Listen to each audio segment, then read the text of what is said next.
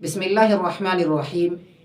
रमज़ानुल मुबारक का महीना अल्लाह तबारक व तआला की तरफ से उम्मत मुहम्मदिया सल्लल्लाहु अलैहि वसल्लम के लिए एक अज़ीम नियामत है।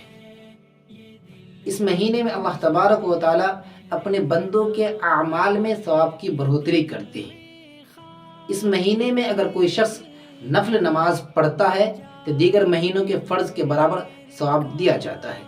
इसी तरह इस महीने में अगर कोई फ़र्ज़ अदा करता है तो उसे 70 फ़र्ज़ के बराबर सवाब मिलता है। तो इस महीने में मुसलमानों को चाहिए कि हर वक्त अल्लाह तबारक व तआला की इबादत में गुजारे। इस महीने में 2 काम ज़रूर करनी चाहिए। पहला काम, पूरे महीने का रोज़ा रखना, क्योंकि शरीयत मुतहरा कहती हैं कि अगर कोई शख्स बिला उज़्र शरई एक रोज़ा भी रमज़ान मुबारक का छोड़ देता है तो पूरी ज़िंदगी उसकी क़ज़ा करे फिर भी उसके सवाब के बराबर नहीं पहुंच सकता। यह है रमज़ान मुबारक के रोज़े की फजीलत। तो हर मुसलमान को चाहिए कि रमज़ान मुबारक के मुकम्मल रोज़े रखें। जब तक उज़्र शरई ना पाई जाए आप रोज़ा तर्क मत करिए। और दूसरा ये काम करना है कि रमज़ान मुबारक में गुनाह नहीं करना है किसी भी तरीके से, चाहे गालम गलोच के ज़रिए या फिल्म देखकर, गाने सुनकर। नज़र की हिफाजत करिए, हर तरीक़े से गुनाह से बचिए, किसी का दिल मत दुखाइए, क्योंकि रमज़ानुल मुबारक में अगर आप गुनाह करेंगे रोज़े की हालत में तो रोज़े की जो अहमियत है, रोज़े के जो बरक़ात हैं, अनवार हैं, उससे आप महरूम रहेंगे। क्योंकि रोज़े की हालत में बंदा अल्लाह तबारक व तआला का मेहमान होता है।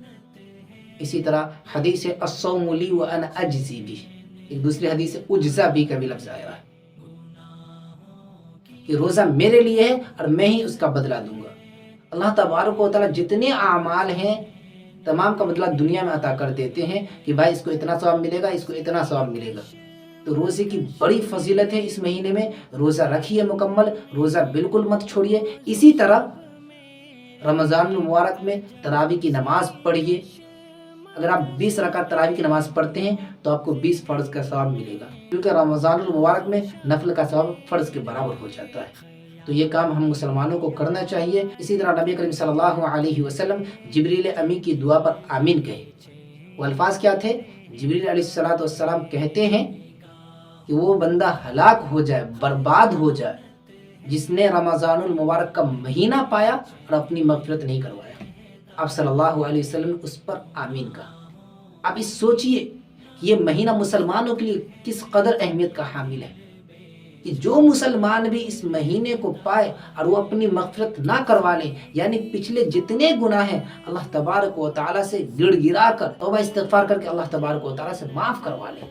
ये महीना रहमतों वाला महीना है, बरकतों वाला महीना है। तो इस महीने में मुसलमानों को चाहिए कि वो खूब अल्लाह की इबादत करें, गुनाह से बचें और रमज़ान मुबारक के जितने आमाल हैं उनको करने की कोशिश करें।